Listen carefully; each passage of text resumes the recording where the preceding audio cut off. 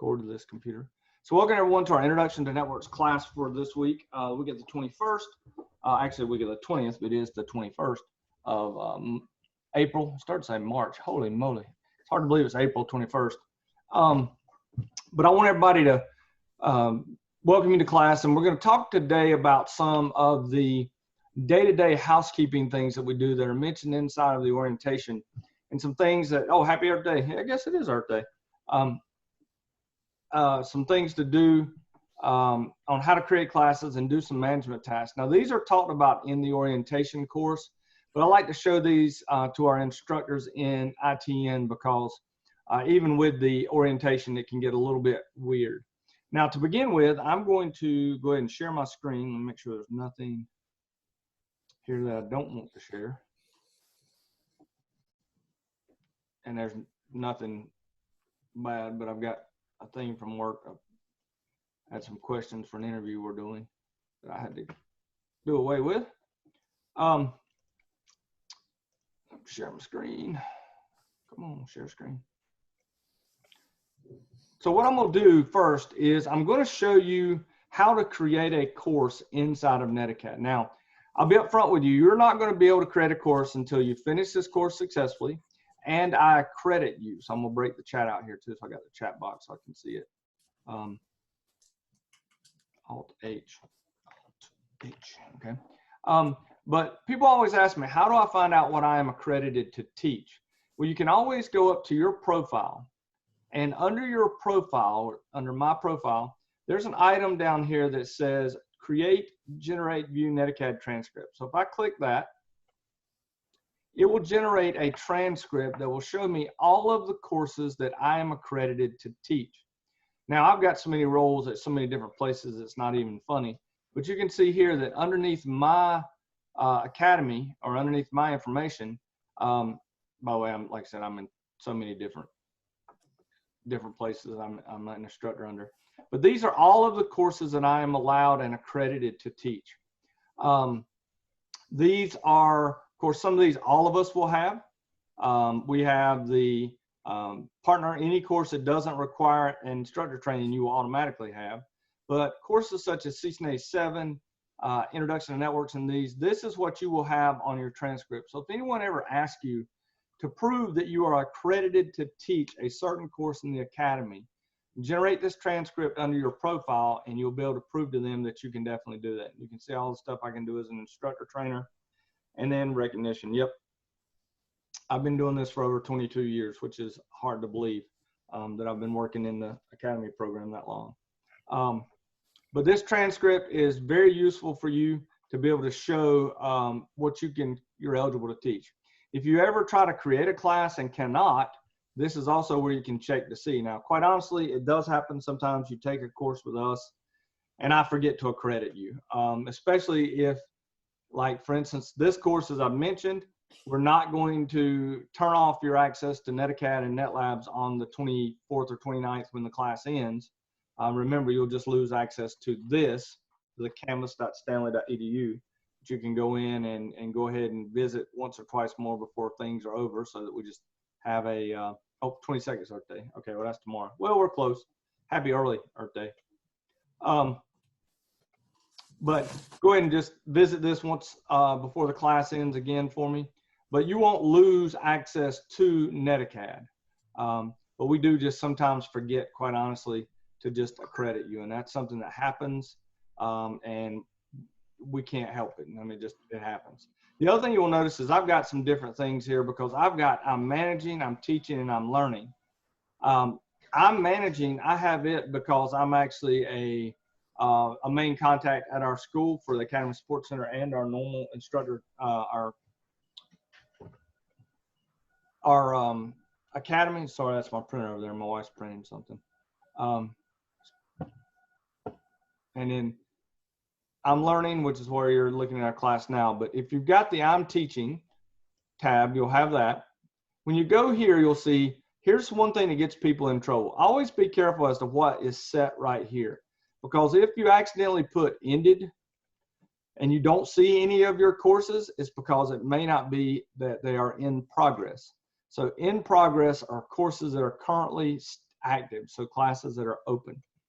You also notice that it's possible to do recently ended, and that will show some classes that have just ended. I usually just leave it on in progress, and then if I need to get anything else, I change that. So this shows me my classes I'm currently the instructor for. We've got to change the dates on that. I'll mess that up. Nope, I'll change that later. Actually, I'll show you in a minute. Actually, it's a good way to show you how to change things. So if I put on create course, I'll be able to select an academy. And again, I've got 5,000 academies because I'm associated with so many different academies. This is my instructor training center. This is the Academy Support Center. You will probably have just this, the name of your school, maybe with a CA for Cisco Academy after it. But this is our Cisco Academy. So I'm going to click here. And then you can pick the course that you are accredited to teach. So I'm just going to go ahead and put CCNA V7 Introduction to Networks, if I can find it. There it is, CCNA V7 Intro to Networks. I'm going to click Continue. You will then notice that it's going to ask you what version you want and what language. So right now there's only English 7 and a course ID and course name. Now here's the thing that's a little bit confusing. I use the exact same thing. So I'm going to call this ITN ITC Test. And I just give it the exact same name for both. Now, some people name it different things. For instance, if I was teaching Net 125 in the fall, I would call this Net 125, and that's the number that we use in the state of North Carolina. FA 2020 and dash and maybe section 01. Okay. But the key thing is you got to put something in both, and I just make them the same regardless of what I'm doing. Okay. So I'm going to leave that for now, section 01. You've got a start date and an end date. Now, here's where people get in a lot of trouble because they make their end date the exact end date of class, which is okay, but I usually at least set it to a couple days past the actual end date because invariably someone's going to need to make, turn something in late. It doesn't really hurt to just make it a week after the course is officially ending. So for now, I'm just going to set it to August 30th just to show you that you can click there and change it. If you have multiple instructors, you can add other instructors into your system. So we've got other instructors here. So if I wanted to add Brian in as an additional instructor, I could do that. This would allow both instructors to be an instructor of record on this course. Okay. Any questions so far? Feel free to take yourself off chat. Feel free to ask a question if you have one. Nothing yet? Okay. Well, at this point, I'm just going to click continue. And I review it and I say, okay, this is my academy, course name, course ID, start date, end date. I got my instructors in. Not really worried about a description. Now, you can save it as a draft, which means it will not be published immediately. But I just usually go ahead and publish it now. Just because if you don't, you'll forget to publish it later. Now this course, at this point, I've got the course made. Now let me show you what happens though. Most people click launch course right now and they go and say, okay, I'm gonna go look at my modules and there's nothing here. Well, here's what happens. As soon as you make a course, it takes about 3 to 5 minutes for this course to actually be populated with the content that is part of the Introduction to Networks course. So if you create it and immediately try to go into it, this is what you see. And it's very confusing. But if you wait a little bit, okay, you'll notice now it is populated and you'll see now there are modules and the modules for the course are here. You will notice that this doesn't have the modules like I have in my course because our courses that you are using, I'll show you this, I'll go into my course here. If I can find it, which I always have trouble finding my classes. There it is, because I created a new one and it moved. You'll notice that under the modules here in mine, we actually have a module 1, a module 2, a module 3, 4. All of that was created by me, and I will actually be giving you access to this and showing you how to import this. But for a basic course that gets created, that's not in there. This is something I went through and created, and with the help of, I mentioned Kirby Simerson. Kirby helped me create all these. But we went in and created all these links for these different labs and all the assignments. Because you'll notice when I click on assignments in our class, the class that you're in, you'll see packet tracer assignments. You will see lab assignments. Those are not in the base class that's created inside of Netacad. Okay, so here's a packet tracer. Every single one of these was created by either me or Kirby.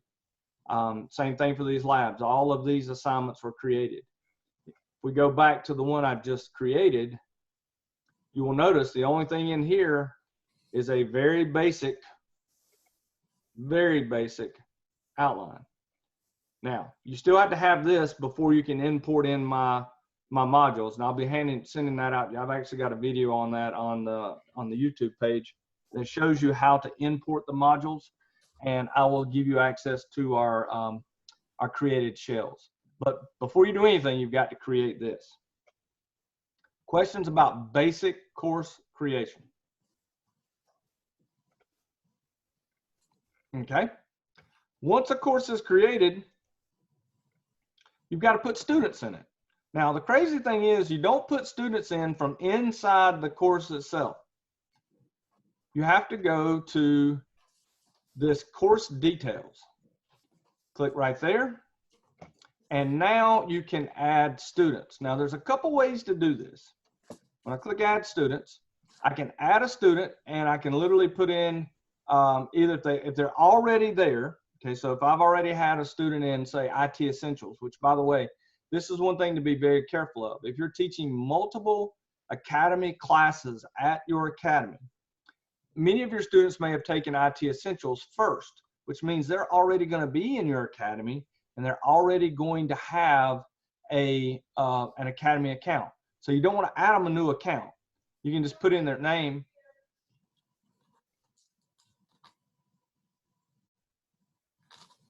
Sorry, my wife just hollered up here. But they've already got an account, so you don't want to add a new account. Now, if this is truly the student's first new class, and by the way, I would also ask them this. Don't just ask them, have you had a class here at our academy? Ask them, have you ever had an academy class at your high school before you came to us? Have you ever had an academy class at all? Do you have an academy account? If the answer is yes, you can actually do add new student, but put in their first and last name and the email address associated with their current account. And that will actually add in their existing account into your system. So you're not creating them a new account, you're basically at that point sharing their account with your academy.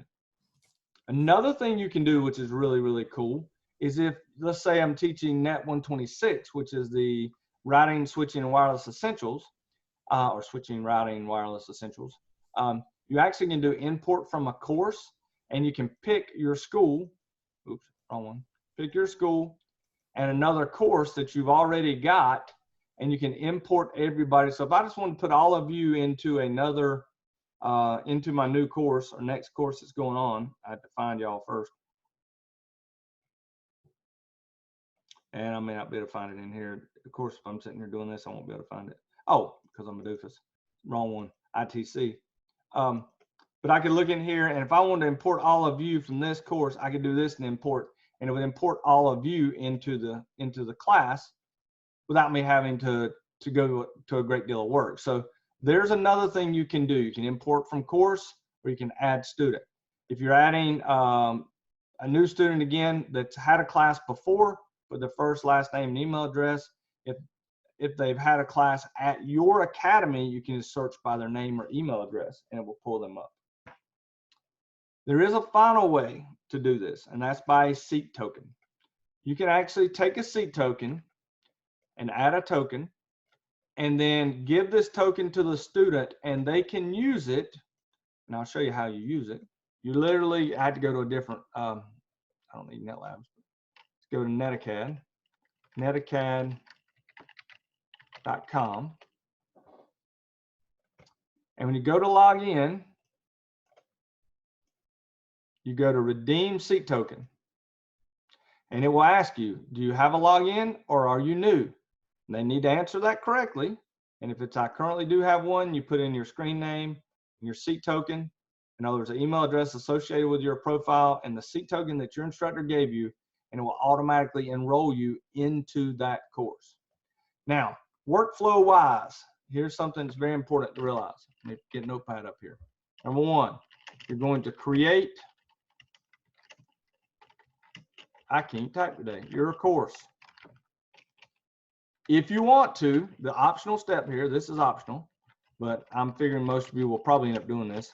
Import the SEC course shells, I call them course shells, into your course. Step 3, add in students. Now, here's a very important thing. Obviously, you can, you could add them in per student. You can import from another class,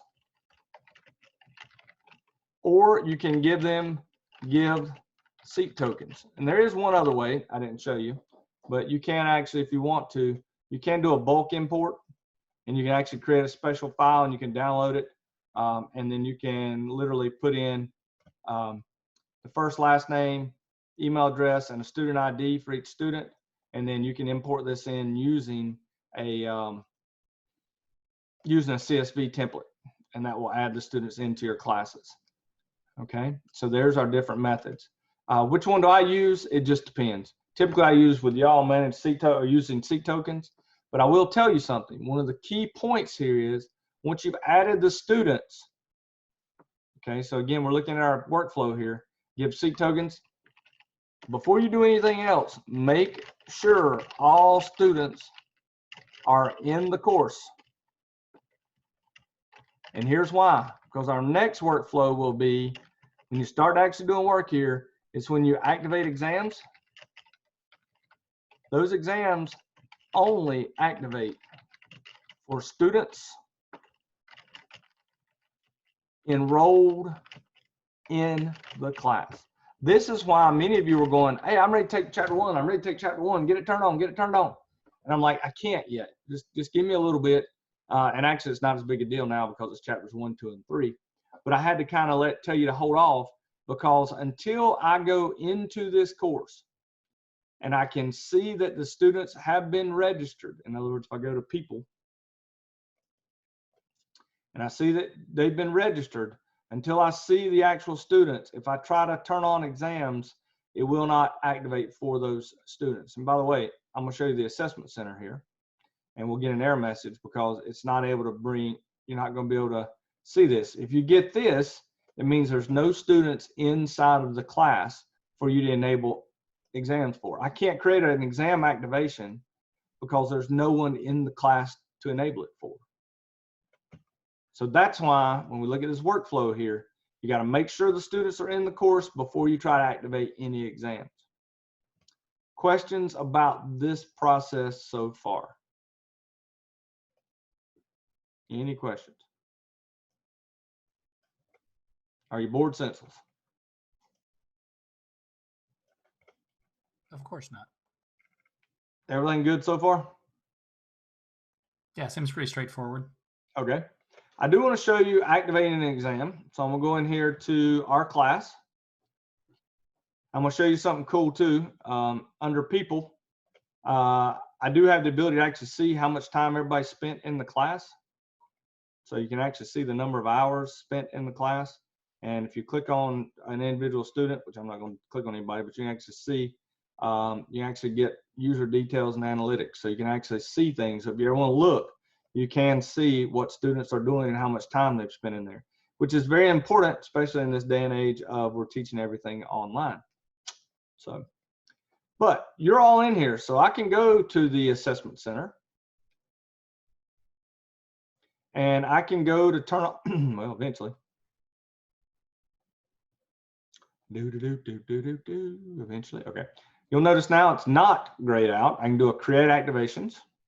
And now there's a couple things I can do. Now I will show you this. I'm gonna go back here real quick. Most of the time when we create an activation, we create it with the exact same setting. So it's pretty good to be able to do an activation profile to where you can tell it how long you want it to be active. Now for me, Obviously with instructor classes, I do the maximum window. All of you also, I give you 5 attempts. I don't make it to where I have to approve additional attempts because this is an instructor class and I want you to use the exams more for learning the knowledge, not necessarily for a grade. Okay, so this is my activation that I use for instructors. It would not be the activation I would use for students. I would use a different window. You know, I may only want the exams to be available for 4 days or 3 days. But the big thing here is there is a difference between this activation and the assignment. And I'll show you the assignment in just a second. Well, let's activate an exam. Let's try to activate one. We'll get an error message because all of you already have it active. But let's say I wanted to activate, well, even that's everything here. Okay, let's see if I can get the chapter assignment here, just the first exam or just that exam. So create advanced activation. I can set the amount of days and time. So I can do it for 1 day. I can do it for 90 days. So whatever I want to do. I can set the maximum number of attempts. I can uncheck that so I could give you more attempts if I wanted to. I can change the duration. Typically, again, that depends on what you want to do in your classroom. Cisco's not telling you how to do your exams in your classroom. Then you do have to check how is it going to be administered. So is it going to be in a secure proctored environment? In other words, is this in your classroom with each student sitting in front of a computer? Is it going to be administered in a less secure? So this is what I always check for all of you because this is how you do it. And then are you unsure? You don't know which one. You can always check that. Do create advanced activation and then it would create the activation. This is going to say it can't create it for all these people because guess what? All of you already have an activation. In fact, if I go to manage activations, I can go in here and look that you all have an activation from 214 to 514. I can see who it's active for, and I can even see who's completed an attempt and who has not completed an attempt. So this is also, by the way, where I would re-enable incomplete attempts if I needed to, deactivate an exam for an individual student, so on and so forth. So that is a key item. One of the other things that's key here is you'll notice the final exam can only be on for 7 days at a time. So tomorrow, when this expires, someone who wants to take the final will have to remind me to turn that back on because I only turn it on for 7-day blocks, and that's as long as you can set finals for our classes. For you, honestly, it's not going to be as big a deal because in the classroom, you probably will do your final on a particular day. I'm going to warn you, all of you are new instructors, so I'm going to go ahead and warn you. Do not make the final exam, the seated final exam, the actual last day of your class. Can anybody guess why?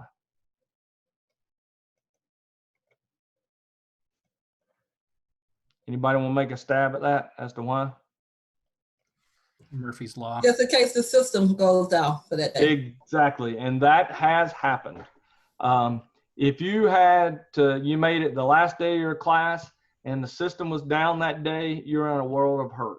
Especially, let's imagine it's a Wednesday and graduation's on Friday, and yeah, you got a world of hurt. So I usually try to have my final exam set up to where you can take it the week before class ends, so that you don't have that instance take place. Now, that's not something that happens often, but better safe than sorry. I'll tell you that. Plus, a student will miss that day, and you'll have to try to make up the exam. So that's a big thing to keep in mind there. One other item I will tell you is, and this is something we're all bad and forget to do, is we need to always, when a class is over, okay, so when a class finishes, let me go down here and hit this. Once class is fully over, do a bulk deactivation. What happens is, let's imagine you have a student who comes in, that student is in your class for half a semester or whatever, and they have an incomplete on the second exam in the class. They then come back the next semester and take the same class over because they dropped out. and for whatever reason, you cannot get the second exam activated for that student. That is because the system is still keeping that incomplete exam for that student in the system. That is because the instructor forgot to do this bulk deactivation at the end of class. Once class is fully over, do a bulk deactivation. I'm not going to do it right now, but if you do a bulk deactivation, it will actually deactivate all current exams, all incompletes, all everything. So make sure you do that bulk deactivation when class is over. Otherwise, you will be setting yourself up for a world of hurt, and you wouldn't believe the number of support calls I have because of that. So that would save us all a huge amount of problems. I hadn't ever even looked at this one. That's showing performance summaries. Shouldn't show your names, I don't think. Yep, don't display student name. No, don't display student name. There we go. So it shows you the actual questions and what the percentages are for that exam. So, and we actually should be able to look at the question itself if you want to. So that's a way for you to see the questions on the exam. Just be aware the exam does randomize now. They've started randomizing the questions on the exam so that two students sitting beside each other, they try to cheat off one another, they will not have a good day, which is good. Now, I do want to show you something. Activations are different than the dates you can set on an assignment. So for instance, if we're down here looking at our inside of assignments, we're looking at these exams, and I go in here and I do an edit, and I say it's due at this time, February 23rd. Well, there's other things I can do under options. You'll notice, and I've seen people do this before, they'll go in here and instead of assigning it to everyone, they will accidentally assign it to just one student. Okay, so let's just say I just assign it to Michelle only. Well, even if it's active, it does not matter. If this does not have everyone in it or the students that it's assigned to, they will not see it. So I've had that many times, that, you know, the due date. The other thing is this: if you make it available from one day to another day, even if it's active inside of the assessment center, if you change that here, it will not show up for students. So be aware that this date and this information under assignments is not when it's active in assessment center. This is when the assignment will be visible under assignments for students. Now that's a little bit confusing, but be aware, if you want to control when an assignment is available, and this is kind of the way I look at it is this: the assignment allows you the opportunity to go to the exam. The assessment center allows the opportunity for the exam to be open for you to take it. Does that make sense? So both of them have to be available in order for you to be able to actually go take the exam. Any questions on that? I see that quite often when somebody goes in on assignments and they set a very strict assignment date, and then they forget they have done that, and they're trying to get their students, for instance, they set it to be available from April 22nd to April 23rd, and then for whatever reason they missed taking the exam that day, and they've gone in and it's, hey, I've got it, it's in the assessment center, it's on, I've got it in a set, an activation, but they're not seeing it. Well, it's because you only made it available from this date to this date. So be aware of that. Be very careful of that. Quite honestly, I use the assessment center as my way of making sure students only take it when I want them to take it. That way they can't make any changes there. Okay. All right, other items as far as teaching goes. There is a way, I'm looking under settings here. If the class has not ended yet, there used to be a way you could change the dates here, and you would think you could change dates here, but you cannot change dates here anymore. In order to change the dates on a class, you actually have to go back out and go under the course details and do edit details, and then you can change the date here. So you can change the end date. So if I said, oh, wait a minute, this class really needs to end September 30th, I can do that out here. okay? And the date would be changed. So it's kind of weird that inside of the course itself, you can't make certain changes under settings. In fact, you can make very few changes under settings. We will talk about importing the course, so you'll see that when I send you the link to do that. But you can't change dates in here, okay? See if there's anything else in here I need to go over. Don't really think so. You can set that if you want to, but it's not necessarily, doesn't make any change at this point. I guess my time zone's Eastern, but you can set it to whatever yours is. I do get questions about other apps that are available. These may be supported, but quite honestly, most of them don't work, even though we've got, this is Canvas. Remember, this is not a full version of Canvas. This is a highly modified version of Canvas just for the Cisco Networking Academy program. So if you run Canvas on your campus and there's certain features that you want and that you use inside of here, you can always try it. I've not really played with any of these inside of here, but you can always try it and see if you can add some of these apps in, but I have not played with those.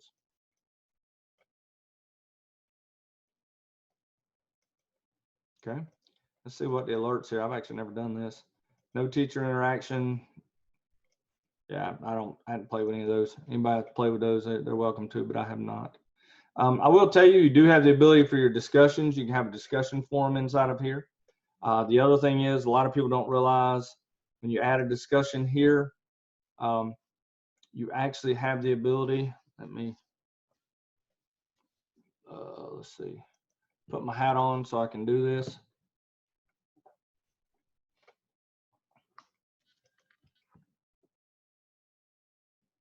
Hello and welcome to your class in Introduction to Networks and my game room behind me. Yeah, this is my office. This is my man cave up here.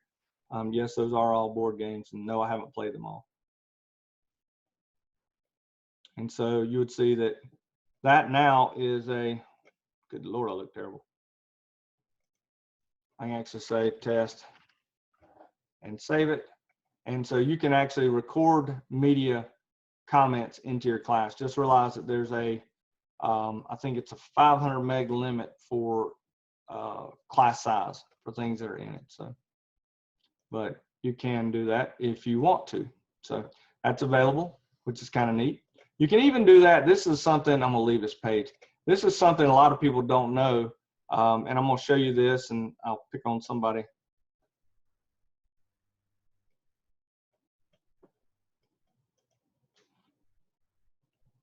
There should be something. Oh, this is a, I'm not in our regular section. Let me go down here to our section so I can actually go in here and show you something. This is something really cool that you can do. You actually can do, yeah. Oh yeah, oh, you lost audio? Okay, yeah, the game room was way too much for my system. But here's something really cool. You can actually give an audio comment or a video comment to a grade. So you can actually go in here and say, I'll turn off the webcam, no video. Peter, excellent job on this particular packet tracer. I appreciate all your hard work, and I'm giving you 100. Thanks.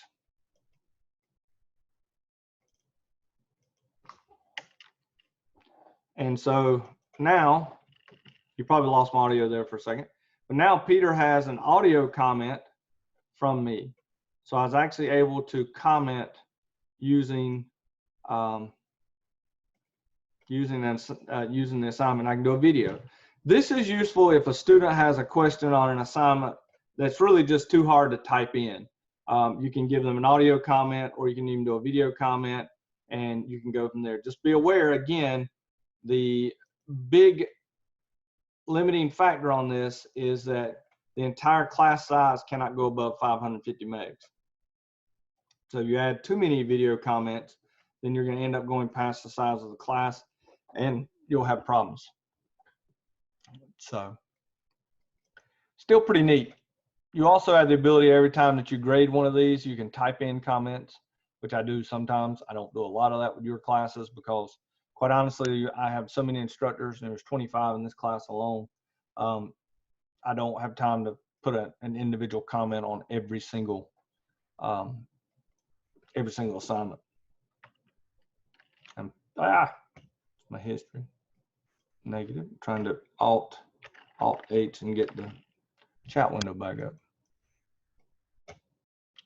Okay. Any questions? You had 3 comments. Corey's like, yeah, maybe. Any questions about creating a class, the workflow for creating a course, workflow for adding in students, activating exams, and then going on? It is pretty simple. There's some little catches I tried to help you through. It is pretty simple. There are some things that will get you in trouble, but they're usually fairly easy if you just follow these basic workflows.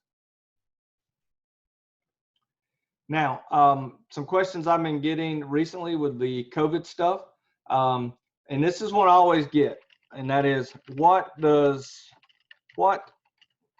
is Cisco's passing grade? The answer is your school policy.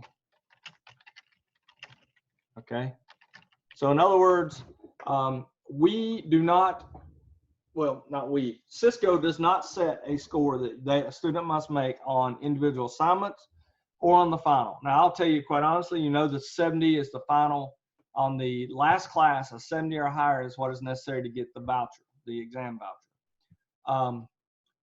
I would say that in my classes, one of my policies is very simple. And at Stanley Community College, our policy is, if you don't pass the hands-on, you don't move on. Now you had to put that in your syllabus. Make sure that's in your syllabus, because somebody will challenge you, and you know how that is. But we basically say, if you cannot pass the hands-on, you're not allowed to take the next course in the sequence. And also, you know, a lot of people think that's too harsh, but if you can't do the configuration tasks necessary in that hands-on final, you have no business moving forward. You're welcome to take the class again, but you know, you're not going to be able to do the job, and I don't want you graduating from my academy if you're not able to do the tasks that are needed in the hands-on final. The hands-on final, and I sent out a thing to everybody in this class, hands-on final for this class is really simple. It's subnetting a subnet. It is configuring a basic switch configuration, a basic router configuration, and putting IP addresses on PCs. And that's the introduction to networks final. So if by the end of this course my students can't do that, then they really don't need to be moving forward. Now, that's mine. You have to talk with your department chair, your department folks. Yeah, Corey. I do apologize. I think Corey did the hands-on final. I had it in the wrong week. I had it like 2 weeks ago, and Corey went and took it because it was listed as being due. And yeah, that wasn't nice at all. Sorry about that one, Corey. It does help to actually complete the modules before you try to do the final.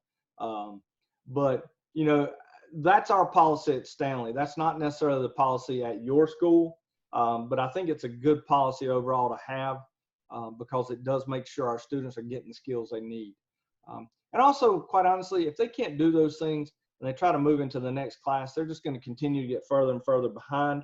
The other thing is, and this is definitely not a Cisco thing, but you know, in the Kelly Caudle world, packet tracer is not a replacement for real gear. Now, when I say real gear, it can be in the classroom, all right, or it can be on NetLabs. But trust me, real gear does quirky things that packet tracer never does. And packet tracer does quirky things that will never happen inside of an actual piece of gear. So packet tracer is great. I don't degrade it, don't downgrade it, or don't denigrate it. I can't speak today. Denigrate it. But the thing is, it is not what employers are looking for. No job requisition says 2 to 4 years of packet tracer experience. So we need to make sure that we're using real gear. Now, what does this look like? It may be that you have, net labs and, 1 or 2 pods in the classroom. And it may be 1 or 2 real pods. By the way, the real pods now are much cheaper because it's 2 routers and 2 switches. Or it may be that you have 1 or 2 real pods, and then everything else you do, everybody works in packet tracer. So you have a group in packet tracer for a day, then they move to the real gear. But I firmly believe that you need real gear for this stuff to work correctly and for students to get what they need in the classroom. And trust me, if you work with these 4000 series routers, they'll lose a bunch of crowns in heaven working with them, because I've cussed these things for everything they're worth. I'm not a big fan of the 4000 series routers. They don't just do quirky things, they do really quirky things. I'm gonna have some videos out soon, and I'll send those to y'all too, but I'm gonna show you how to upgrade the ROM and the iOS on Cisco 4000 series routers, because guess what? There's a way you upgrade the ROM and it's separate from upgrading the iOS. So yeah, they're strange little beasts. So I'll have that in a video shortly. That was my weekend. I spent hours upgrading routers, and I've got another 5 in the car to do tonight or in the next day or so. All right, so I want to stop right now and just ask you to share any questions that you have in chat about any of the items I've gone over, anything about the program right now. And then also what I'd like for you to do, anybody watching this remotely or watching it at home as a review, if you have any questions about everything you've seen, or anything you've seen, or questions about the program itself, this is your chance. Remember, you're going to be new instructors teaching this. So it's not just my job to teach you the content, but it's my job to teach you how to be able to get around in the system and use the system. So the more I can help you with that, the better. Also, if you're at a school that's already got someone accredited to teach, always remember they're a good resource to go to. If you're out there on an island by yourself, remember we're your resource. You're welcome to come to us. Even I think everybody here is at an academy that's supported by our Academy Support Center. But even if you're not, as an instructor in our Instructor Training Center, we will help you as much as possible. So make sure you're aware of that. If you're ASC, if they're not us and you go to them and they don't answer your question, then come to me and I'll do everything I can to help. As an instructor in our Instructor Training Center, we will definitely do that. If there are no questions, then I'm going to stop sharing my screen. I am going to stop the recording.